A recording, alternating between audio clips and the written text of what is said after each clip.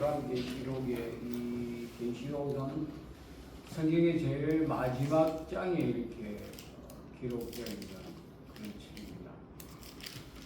이 계시라는 이 단어가 이 감추어져 있잖아요. 감추어지고 이렇게 여러분.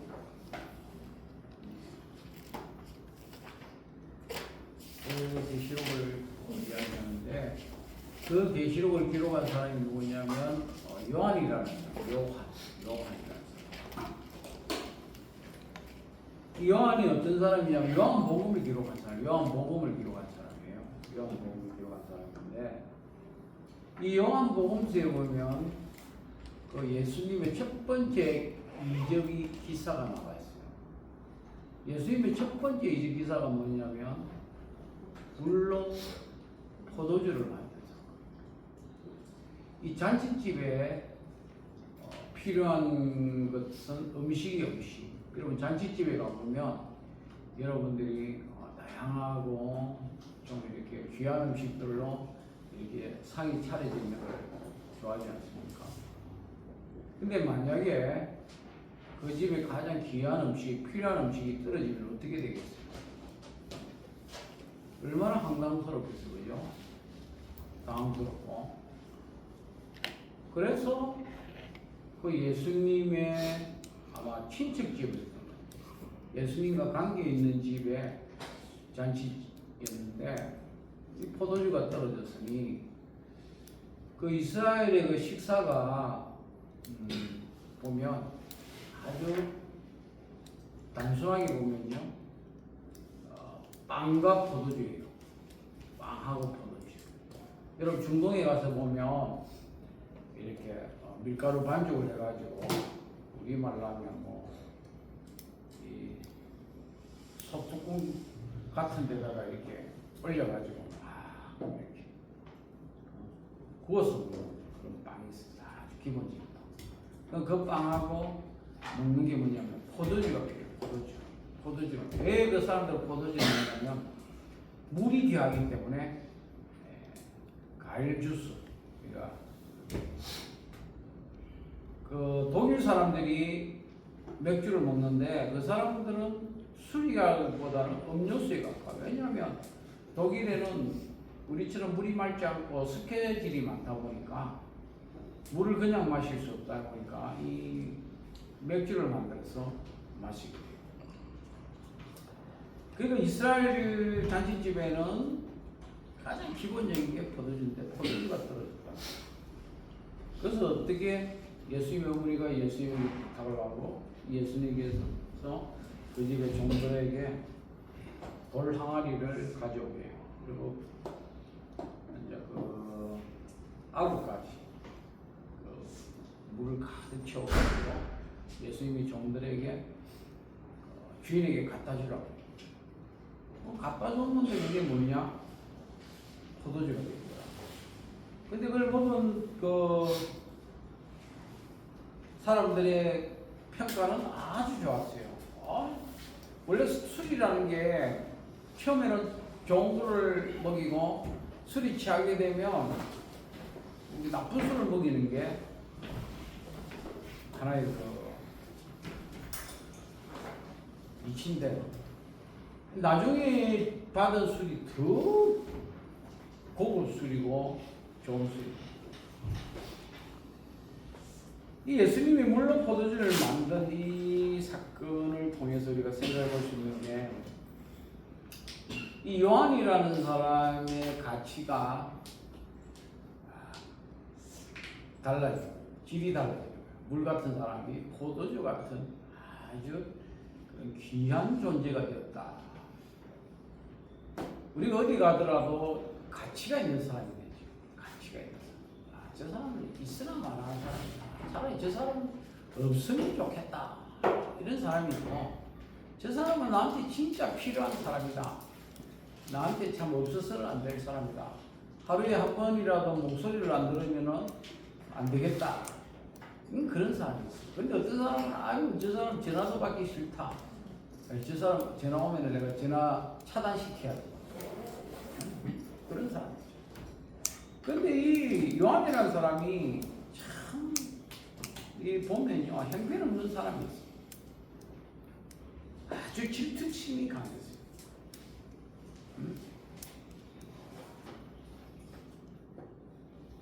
어떤 사람이 예수님 이름으로 귀신을 막 내쫓는 거예요. 그 사람을 보고 가서 야 너도 우리하고 같은 예수님을 따르는 사람이 되자. 그렇게 했는데 그 사람들이 거절하니까 어떻게 해요? 그 사람에 대해서 아주 배타적인 그런 반응이. 그리고 이 요한은요 성질이 아주 불가가. 별명이 뭐냐면 우리의 아들이에요. 우리 아들. 천둥번개 칠 때 보면요 얼마나 무섭습니까? 한 2주 전인가 수요일 날인가 천둥번개가 있어요. 얼마나 쳤는지 막 동네가 정전이 될 정도로 천둥번개가 있어요. 벼락을 쳤어요. 이 요한이 아주 성격이 불같은 사람. 그리고 요한이라는 이 사람은요 야망도 아주 많은 사람입니다.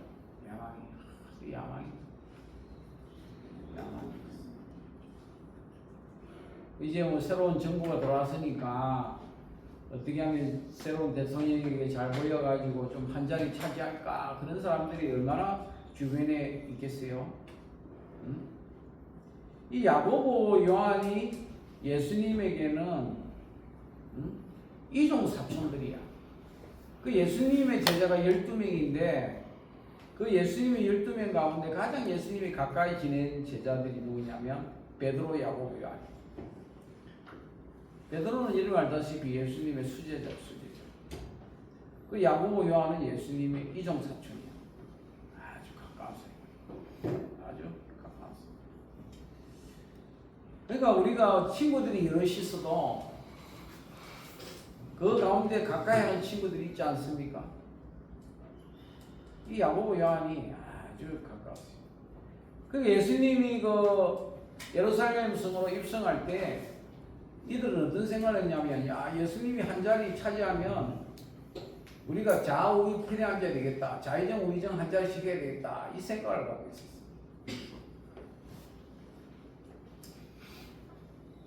그 올라갈 때 막 부탁을 하는 거야. 예수님 예루살렘 올라가서 한 자리 차지하면요 우리 좌우에 앉혀 주세요. 그 심지어 그 어머니 그 야고보 요한의 어머니까지도 와가지고 부탁을 합니다. 야, 그 이모가 절까지 하면서 예수님에게 부탁을 해요. 우리 두 아들을 좀 잘해줘. 이렇게 질투도 많고 경심도 많고 야망도 큰 그 예수님에게 이 요한은요 특별히 사랑을 받았습니다. 사랑을 받았어요. 그 예수님의 쫓았던 무리가 수만 명이나 됩니다. 우리가 알다시피 보리떡 5개와 물고기 2마리로 5천 명이 떡을 먹을 정도로 그렇게 예수님을 따르는 사람이 많았잖아요. 그 가운데 또 예수님을 따르는 500명 형제가 있고 또 그 가운데는 120분도가 있고 그 가운데 70명의 제자가 있고 그 가운데 12제자가 있는데 그 가운데서 특별히 베드로, 야고보, 요한 이 세 제자가 예수님의 사랑을 받았는데 그 중에서도 요한은 예수님의 사랑을 가장 많이 받았어요. 그래서 요한은요 사도 요한복음에서 자기를 대해서 예수님의 사랑하는 제자다 그렇게 4번이나 언급할 정도로 그렇게 사랑을 받았어요. 변화산에 올라갈 때도 겟세마네에도 예수님과 함께 갔어요. 최후의 만찬 석상에도 예수님의 품에 안길 정도로 그렇게 예수님의 사랑을 받았어요. 그 요한의 이름의 뜻이 뭐냐면요 하나님의 사랑을 받는 자다. 하나님의 사랑을 받는 자다. 여러분 우리가 어디 가도요 사랑을 받는 사람이 돼야 돼요. 아유 저 인간 저거 천덕꾸리가 되면 안 되겠죠. 어디 가도 여러분에게 사랑받는 하나님의 사랑을 받는 자다. 이런 하나님의 사랑을 받는다는 게 얼마나 귀한 일이에요.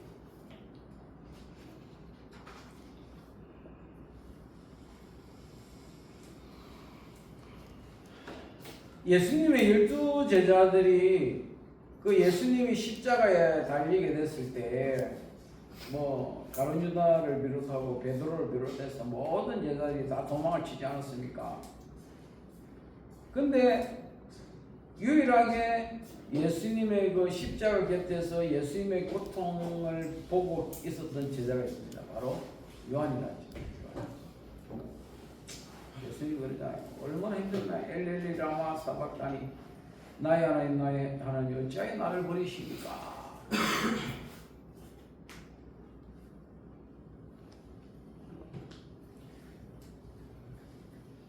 그때 이 요한이라는 제자만 있었을 뿐 아니라 예수님의 어머니 마리아도 그곳에 있었어요.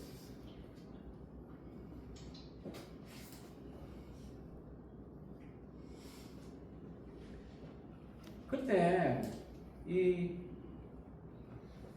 예수님이 무슨 말씀을 하시냐면 여자에게 보소서 아들입니다 그렇게 이야기하고 요한에게 뭐라고 이야기하냐면 보라 내 어머니라. 보라 내 어머니. 예수님은 장남으로 태어났어요. 장남으로.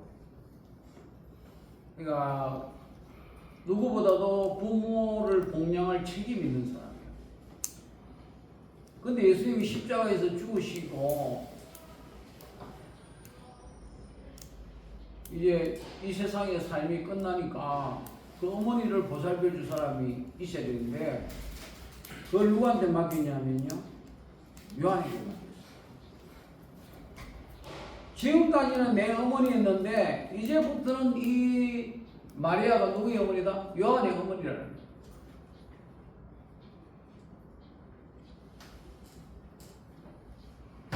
그 예수님의 12제자 중에 순교하지 않고 백수를 누렸다고 이야기할 수 있는 사람은 요한이에요. 근데 왜 요한이 그렇게 되냐? 예수님의 어머니를 이렇게 복양해야 합니다. 그 요한의 그 형제였던 야고보는 제일 먼저 순교를 당합니다. 우리가 알다시피 예수님의 12제자들이 거의 뭐 가룟 유다는 뭐 지가 스스로 목숨을 끊었지만 대부분 사람들은 다 순교를 당해요.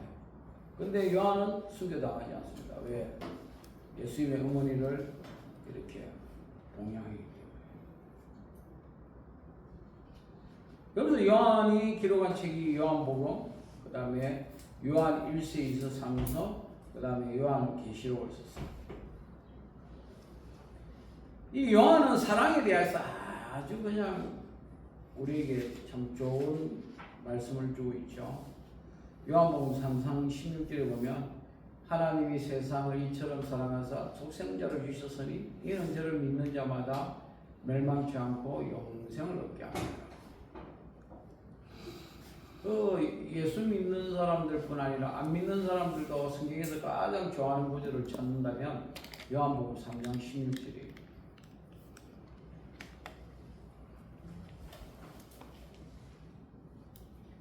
이 요한이 이제 우리가 알다시피 나이가 이렇게 들도록 설교를 했잖아요. 제가 백수를 누렸다고 했는데 거의 90세니까 백수를 누린 거랑 똑같죠.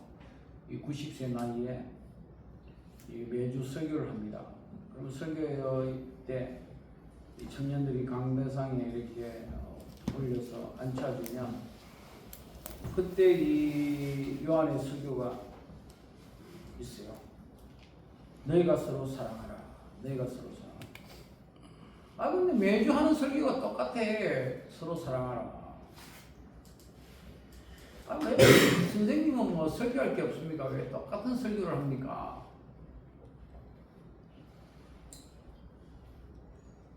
그때 이거는 예수님의 교훈이다. 너희가 이것을 행하면 축하다. 그 요한은 예수님의 사랑을 가장 많이 받았고 그 받은 사랑을 가지고 예수님의 어머니도 봉양하고 또 그의 그 서신에서 사랑에 대해서 강조를 하고 또 설교를 했습니다. 이 요한이 기록한 책이 바로 요한계시록이죠.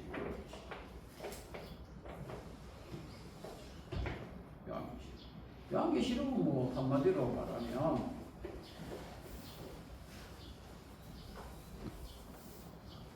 앞으로 되어질 일, 미래에 되어질 일에 대해서 우리에게 가르쳐주고 있는 그런 책이라고 할 수 있습니다.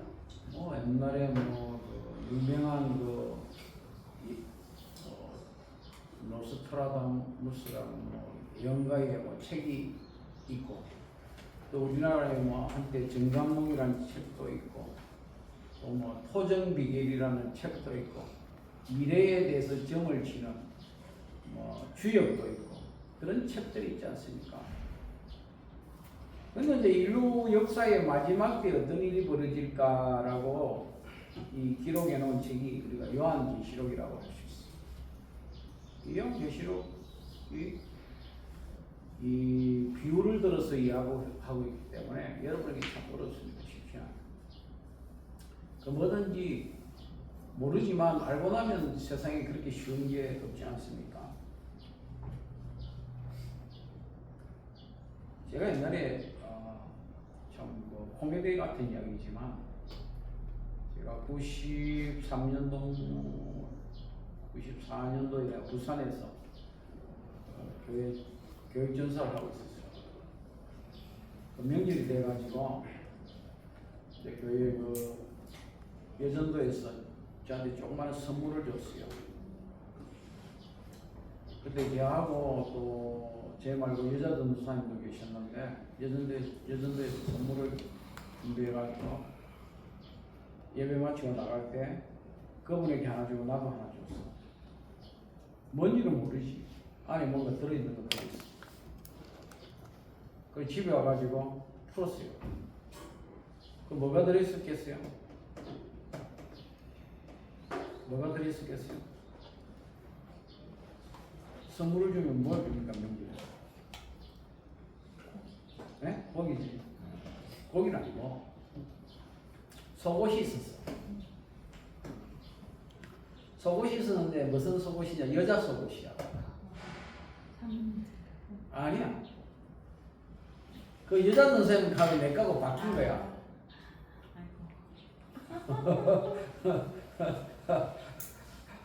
얼마나 황당하게, 나보다 더 황당한 거는 그분이겠죠. 남이는 여동생도 있고 있으니까 주부님 되잖아. 이거 내가 이거 받았는데 이거 잘못 받았다는데 웃으면서 주부님 되잖아. 근데 그분은 누구를 주겠어요? 그거는 내가 이제 알 바 아니지만, 그렇다고 가서 이야기할 수 있잖아요. 그죠? 선물이 바뀌었다고 가져가서 바꿔가서 다 포장지 다 뜯었는데. 그러니까 우리가 이게 차라리 이게 보였으면 이거 바뀌었다 잘못됐다 이래가지고 되는데, 포장지를 하고 가려져 있으니까 이 안에 있는 게 뭔지를 모르는 거야. 그래서 내가 집에 가서 뜯을 때까지 모르는 거야.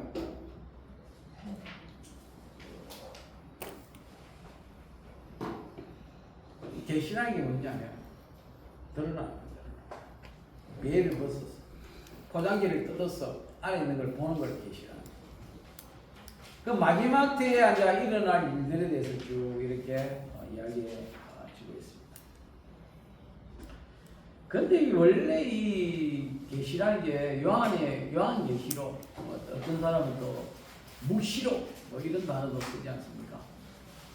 근데 요한의 계시록이라는 것보다는 요한계시록 1장 1절에 보면요, 이게 요한의 계시가 아니고 누구의 계시냐? 예수 그리스도의 계시다. 예수님의 계시다. 하나님께서 예수님을 통해서 그의 천사를 보내어서 그 요한에게 알려준 거예요. 그 요한이 그걸 어떻게 받았어서 기록에 남긴 거예요. 그러면 말한 사람의 것입니까? 그러면 받아 쓴 사람의 것입니까? 말한 사람의 것이죠. 말한 사람은 누구냐? 예수님께서 천사를 보내서 요한에게 쓰게 해서 기록을 했다. 근데 예수님 살아계실 때 쓰신 거예요? 이 요한계시록은요, 한 세대가 지난 때니까 이제 제가 다음에 이제 다음에 이제 이어서 나오는데 좋은 질문 하셨는데 이 사도 요한이 박해를 받게 돼요. 어디에 가게 되냐면 담보섬에 가게 됩니다. 그때가 언제냐면 주후 96년도니까 예수님이 주 30년도에 하니까 96년도면 그죠? 뭐 시간이 감기겠죠. 밤모섬에 가서 탄광 그 속에서 노역을 하고 있었어요. 자발적으로 간 것이 아니로 핍박을 받고 끌려가서 노역을 하는 거야. 뭐 요즘처럼 뭐 시설이 잘 돼 있고 이런 게 아니라 근데 땀은 나고 먼지는 나고 우리 뭐 옛날에 태백에 가면 탄광 있지 않습니까? 그 탄광 밑에 들어가서 노역을 한다는 게 그게 얼마나 힘들겠어요. 어렵겠어요. 그것도 당시 로마의 그 황제가 박해를 해서 핍박받으면서 그곳에 끌려간 거예요. 그러니까 사도 요한 입장에서는 나이는 먹었고 그런 노역한다는 게 얼마나 힘들겠어요, 여러분. 어렵고. 여러분 이 깡배 때 여러분이 뭐 혹시 여름에 뭐 어디 봉사 나가가지고 해보면 알겠지만 진짜 힘들어요. 힘들어. 저도 텃밭이 있는데 원래 뭐 누가 이렇게 텃밭을 갈아주고 그러다가 뭐 비닐 치고 뭐 이렇게 하실라 해서 내가 안 한다고 했어. 고구마 심어야죠. 고구마 캐야죠. 얼마나 힘든지 몰라. 차라리 싸먹는 게 제일 싸. 많으면 또 나눠줘야 돼. 내가 먹을 수 있는 양이 있지. 근데 그걸 해보면요. 진짜 힘들어. 너무 힘들어서 내가 원래는 그냥 갈아주고 해주겠다는 거야. 근데 진짜 잘한 거야. 그 위에 뭘 심어놨냐? 토마토 한 7개, 가지 한 5개, 오이 한 5개, 한 10몇 개 심어놨어. 10몇 개. 그 밭을 다 이국을 하려면 그 가는데 한 20만 원 줘야 되고 비닐 치는데 돈 줘야 되고 하면 3, 40만 원 들어. 그 3, 40만 원치 내가 일을 하려면 얼마나 일을 해야 되겠어. 그 땅볕에 여러분 풀 뽑는 게 얼마나 힘든 줄 알아요. 얼마나 힘들어. 진짜 힘들어. 나이 먹어 하면 힘들어. 그래서 65세 넘으면 농사일을 하지 말아요. 골병 든다. 참 힘들어. 이게 힘든 일을 알고 이렇게 사도 요한이 박해 가운데 핍박 가운데 노역하고 있을 때 그때 예수님께서 천사를 보내서 마지막 때에 될 계시의 말씀을 주시고 희망의 말씀. 여러분 내가 힘들고 어려울 때요 누가 위로해 주는 것만큼 기쁜 게 없어요. 옆에서 등을 두드려 준다거나 손을 잡아준다거나 말을 들어준다거나 그래 주는 친구가 최고의 친구예요. 그래서 사도 요한이 그 힘든 가운데 있을 때 예수님께서 천사를 보내줘서 마지막 때에 될 말씀을 계시로 주셨어요. 이 예언의 말씀을 읽는 자와 듣는 자와 그 가운데 기록한 것을 지키는 자가 뭐가 있다? 복이 있다. 왜? 마지막 때가 가까웠다. 그러면서 하신 그 말씀이 첫 번째가 뭐냐면 예수님께서 구름을 타고 가셨는데 예수님께서 구름을 타고 오실 것에 대해서 예수님의 재림에 대해서 말씀해 주셨어요. 예수님의 재림. 예수님이 십자가에 돌아가시고 사흘 만에 부활하시고 이 땅에 40일 동안 있으며 제자들에게 말씀하시고 40일째 되던 때에 성천을 하셨다. 그때 제자들이 물었죠. 예수님 이스라엘 나라가 회복할 때가 언제입니까? 그거는 너희들이 알 바가 아니고 오직 성령이 너희에게 임하시면 너희가 권능을 받고 예루살렘과 온 유대와 사마리아와 땅끝까지 이르러 모이겠다. 내 증인이 되리라. 그렇게 말씀하셨단 말이죠. 그리고 예수님이 성천하고 10일이 지나서 마가다락방에 성령이 임해서 제자들이 성령을 받고 능력을 받고 그들이 나가서 복음을 전해서 하루에 3,000명, 5,000명 복음을 전하면서 예루살렘이 놀라운 역사가 일어났고 또 사울의 박해로 그들이 저 멀리까지 흩어졌지만 또 그로 인해서 복음이 확장될 뿐 아니라 또 그 다메섹까지 오늘날 다마스커스, 시리아 다마스커스까지 복음이 전파되는 걸 알고 사울이 가다가 부활한 예수님을 만나고 그가 회심해서 그가 로마까지 복음을 전해주지 않습니까? 여러분 이 바울의 사울이 유대식 이름은 사울이고 로마식 이름은 바울이란 말이에요. 폴. 이 바울이 로마의 복음을 전하면서 어떤 일이 벌어집니까? 이 로마 제국 자체가 얼마나 방대해요. 그 로마가 어떻게 돼요? 복음을 전하고 313년에 기독교를 공인하고 395년에 로마의 국교가 기독교가 돼요. 대단한 거야. 어마어마한 거야. 그 로마가 우리가 알다시피 동로마가 멸망하고 서로마가 멸망할 때까지 천년의 역사를 유럽을 지배하고 있다는 거 여러분 세계사에서 배우지 않습니까? 그 유럽이 기독교가 됐잖아요. 얼마나 힘이 세면 간호사의 군력이 있지 않습니까?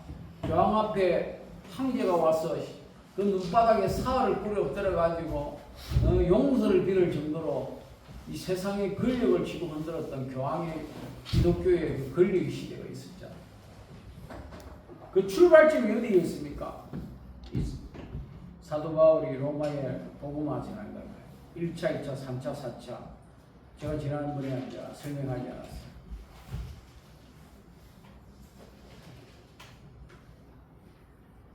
이 예수님께서 이제 가셨다. 근데 이 계시의 말씀을 주실 때 그 시대 배경이 뭐냐? 아까 제가 이야기했지만 사도 요한이 예수 믿는다는 그 자체로 그 당시는 박해를 받았는데 로마왕제의 박해를 받았는데 그때는 뭐 기독교가 콘스탄티누스 대제에 의해서 공인된 것도 아니고 데오도시우스 황제에 의해서 국교가 된 것도 아니고 그때는 박해 시대란 말이에요. 그 박해의 그 어려운 시대에 희망의 메시지, 소망의 메시지를 주셨다. 여러분 우리가 인생이 가장 힘들 때 우리에게 가장 필요한 것은 뭐냐면 나를 위로해 주시는 말. 그 한마디가 나에게 큰 힘이 돼요. 그래서 우리에게 속담에 그런 말 있잖아요. 한마디에 천냥빛을 갚는다는 말이에요. 말 한마디에 사람이 살 수가 있고요. 말 한마디에 사람을 죽일 수가 있어요. 여러분들이 말을 조심해요. 나도 말을 막 할 때가 있는데 진짜 말을 지혜롭게 잘하는 사람은 어디 가도 사랑을 받아요. 부부간의 싸움도요. 말 한마디에서 막 난중에 막 집이 싸움이 전쟁터가 돼요. 그런데 별거 아니에요. 말 한마디. 공동체가 무너지고 공동체가 그거 되는 것도 말 한마디예요. 말 한마디. 어떤 말을 하느냐에 따라서 우리가 이 사도 요한이 힘들고 어려울 때 예수님께서 나타나셔서 천사를 보내서 그에게 마지막 때가 얼마 남지 않았으니 힘을 내라. 예수님 모시겠다. 그만큼 큰 힘이 되는 메시지가 있겠어. 그러면서 이 예수님의 계시가 어디로 이제 보내지게 됐냐면 아시아, 그 시대 그 당시 아시아 하면요 소아시아라고 이야기하고, 그 소아시아는 오늘날 말하면 투르키예가 그 당시에 소아시아입니다.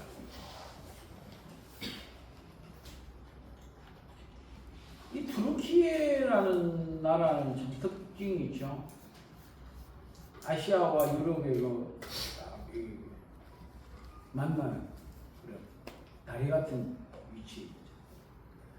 그러니까 초대교회 사울이 복음을 사도 바울이 선교 여행을 하면서 앉아 세웠던 그 교회들, 그런 교회들이 또 복음을 전 초대교회가 지냈던 그 교회들이 7교회 교회가 있는데 그 대표적인 교회인데 그게 이제 요한계시록으로 드려요. 이제 보냅니다. 근데 이 교회에 보면요, 참 교회가 예수님을 믿고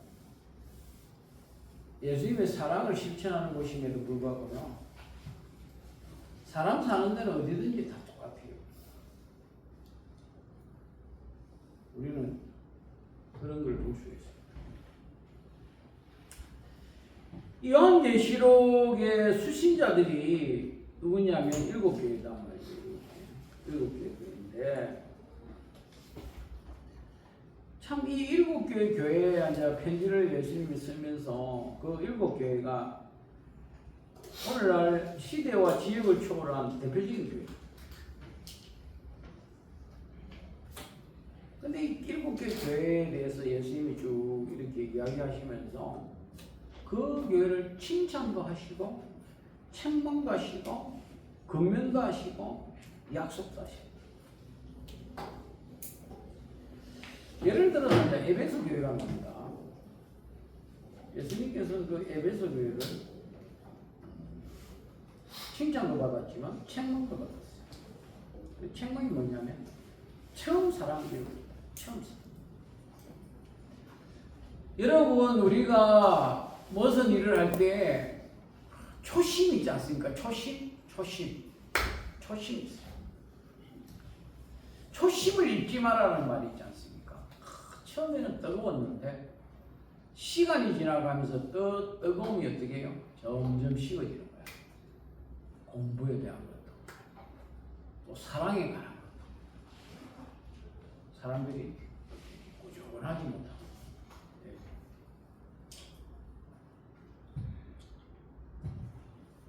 그래서 처음 사랑에 대해서 잃어버리게 책망. 그러면서 그 사랑을 다시 회복하라. 회복하면 어떻게 했냐? 생명나무의 열매를 주겠다. 영생을 주겠다. 저는 이 에베소 교회를 통해서 생각해 볼 수 있는 게, 우리가요, 이 사람은 사랑이 있어요. 사랑이 있어요. 저는 좀 과도한 사랑 때문에 이거 상처가 많아. 손에 상처가 많아. 집에 고양이 키우는 고양이한테 막 끓혔어요. 아이씨, 끓였어. 그래가지고 약을 발라가지고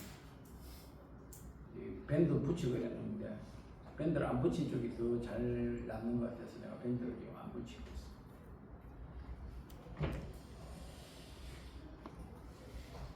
우리가 사랑이라는 게 얼마나 소중한가를 우리가 생각해봐요.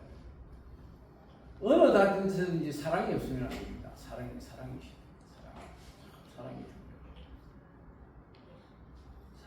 여러분, 학교에 대한 사랑도 있어야 돼요. 친구 간의 사랑도 있어야 돼요.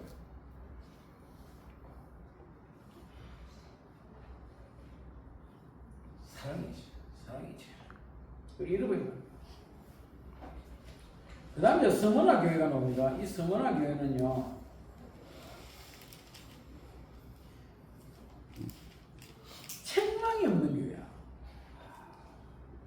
어떤 교회는 사랑을 잃어버려 가지고 예수님한테 책망 듣는 교회가 있는가 하면 이 스무나 교회는요 칭찬받기 있는 교회.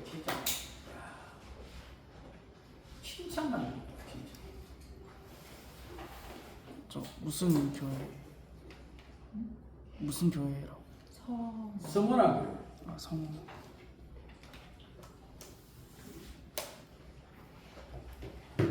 환란을 받았는데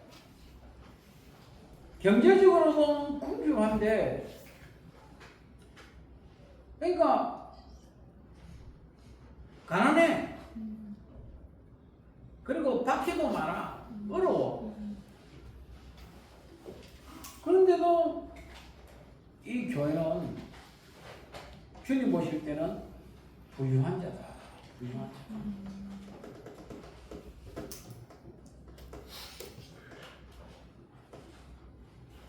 여러분 인생을 살면서요 절대로 돈에 부에 그 행복을 걸지 마세요.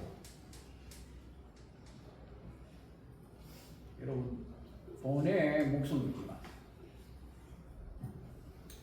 그런 사람은 불행해집니다.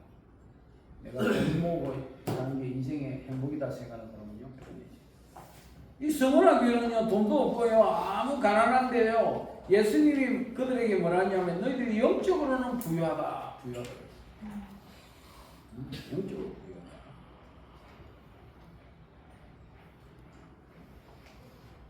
그래서 생명의 멸망을 주시고 계시다. 이 스무나라는 그 이름의 뜻은 미르라는 아주 특별한 향료입니다. 향이 납니다. 향이. 여러분 요즘은 제가 야간에 이렇게 산보하다 보면요 어디선가 모르게 꽃향기가 내 코를 쫙 스치가 있는 것 같아요. 향이 나. 어디선가 안 보여. 어딘지도 몰라. 밤이 컴컴하니까. 이런 사람이 돼야 돼요. 어디 가도요 향이 나.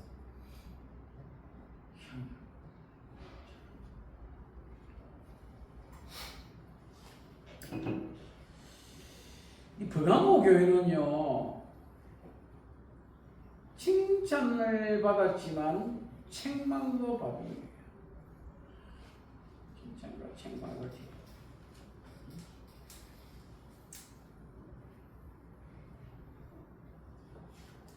한쪽에는 순교를 해서 예수님의 칭찬을 받았지만 한쪽에는 배교를 해가지고 책망을 듣고 또 교회 하나 안에 이렇게 양면성을 갖고 있어요.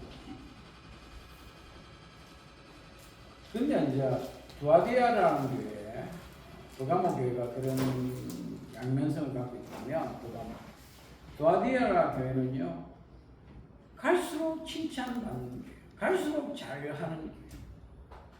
공부 처음에 잘했다가 나중에 못하는 이런 친구가 아니고 처음에는 좀 공부를 못했는데 갈수록 공부 잘하는 친구들, 갈수록 괜찮은 친구가 있어요.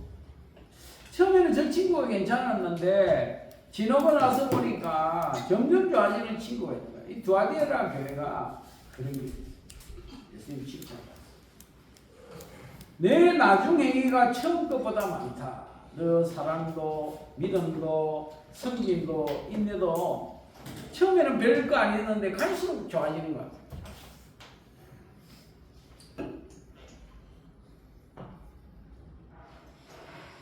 여러분 그런 사람이 돼요. 그런 공동체가 돼요. 그 다음에 4대 교회가 있습니다. 이 교회는요 책망밖에 없습니다. 자기들은 뭐 잘났다 그러는데 알고 보니까 아무것도 없는 거야.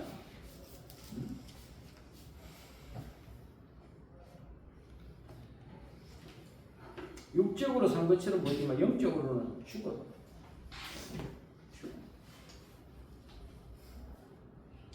그다음에 이제 빌라델비아라는 교회가 있습니다. 이 교회는 스무나 교회처럼 칭찬만 있는 모범적인 교회. 작은 능력을 가지고도 큰 역사를 이뤘다는 거예요. 작은 걸 가지고도 크게 작은 능력을 가지고도 크게 우리가 뭐 큰 걸 가지고 내가 뭔가 가지고 있어야 내가 뭔 일을 하겠다 이 생각 아니라 내가 가지고 있는 거 작은 거 하나라도 내가 큰 일을 할 수 있는 거야.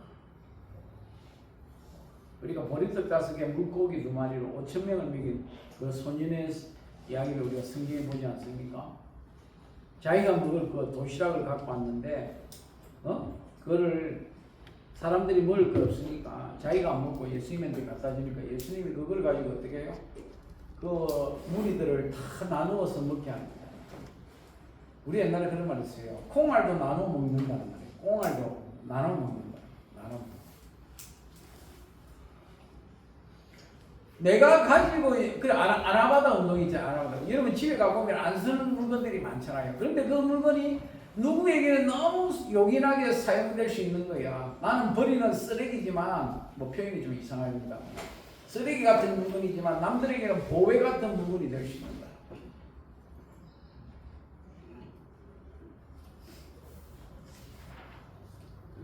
그 남자들 어디 기야 되는데 이거는 뭐 천만만 뜨겁지도 않고 차지도 않고 미지거나 그런 거.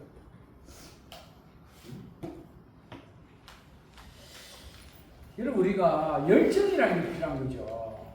하려면 하고 말라면 말아야 되는데 이것도 아니고 저것도 아닌 경우를 우리는 이 라우디게아 교회에서 봅시다.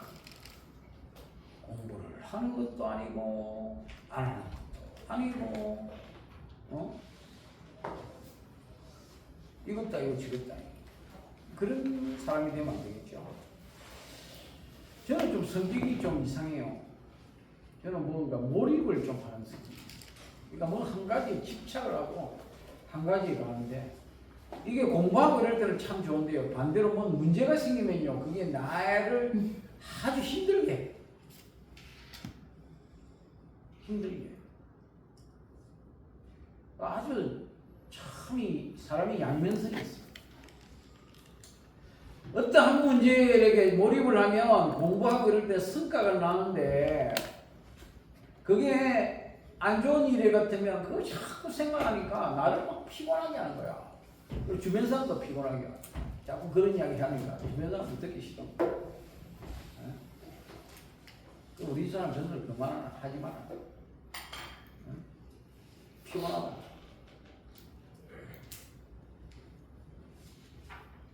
이렇게 7 교회가 이제 요한계시록을 봅니다. 이렇게 보내고 요한계시록 4장에 가면 아주 중요한 하나의 내용입니다. 그건 뭐냐면 천상의 예배가 나와요. 천상의 예배. 여러분 교회의 그 여러 가지 5개의 그 기능이 있는데 그 교회의 기능이 뭐냐면요. 예배가 최고의 기능이에요. 예배들. 우리가 교회당을 예배당이라고 해요. 예배당. 근데 이제 원래 제가 그랬잖아요. 조불 통상교회가 프랑스가 교회가 맺으면서 교회를 세운다라는 문구를 넣었어요. 가르침 교자의 모일회. 그러니까 우리나라의 뭐 여담이지만 우리나라의 통상 그 업무를 맡은 대신들이 조불 그걸 하면서 교회라는 그 용어를 모르고 허락을 했어. 우리가 알다시피 이 가톨릭은 얼마나 핍박을 받았어요. 그 대표적인 나라가 프랑스거든. 프랑스가 들어오면서 이 교회를 핍박하는 것에 대해서 못하도록 교회 세우는 것을 허락을 해달라 해가지고 우리가 뭐 가르칠 교자에 뭐를 합니까? 뭐 단순하게 오케이 했는데 그게 바로 교회야. 조울통상교회.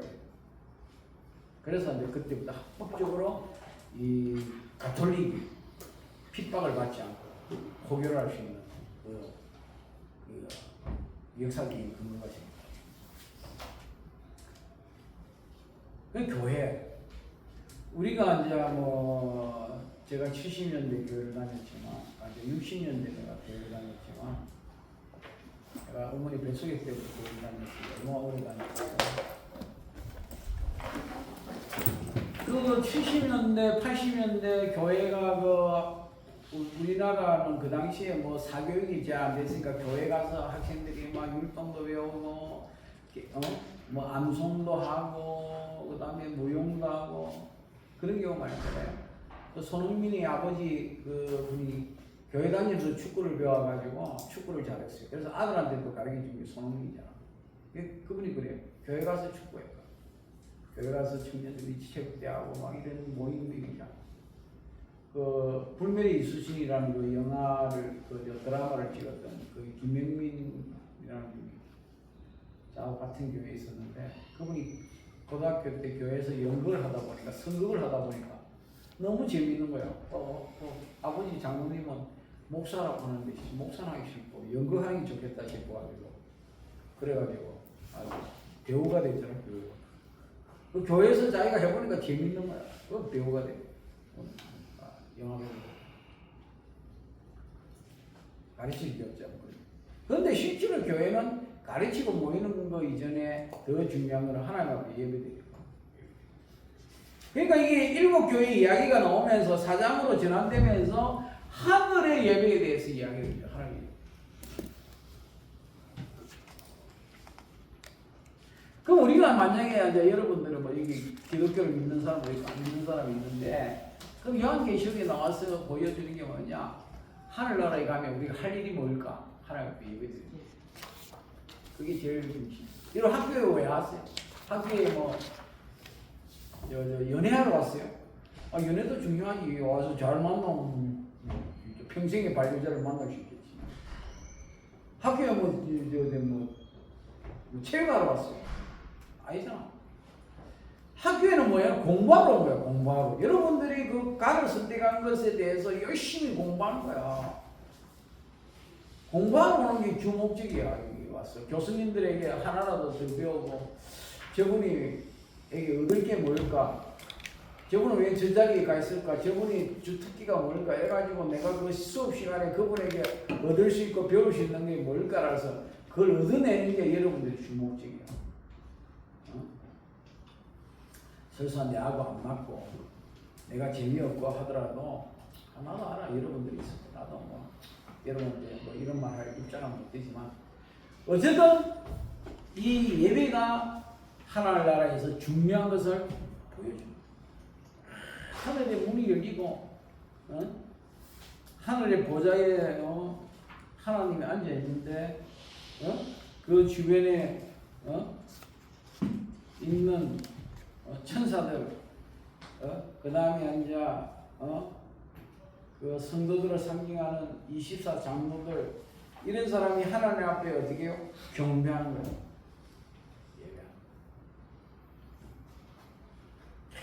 그들의 그 모습은요, 경배하는데 확 엎드려가지고, 그렇게 하는 그런 모습. 여러분, 가톨릭 신부들이 신부가 될 때, 그 예식을 치를 때 어떤 모습이 있느냐면요, 이 머리부터 발끝까지 바닥에 바짝 엎드려가지고 있는 그 포즈가 있어요. 이걸 보면요, 전율이 느껴요. 하나님 앞에 모든 것을 내려놓고 엎드리는 두고 가는 그런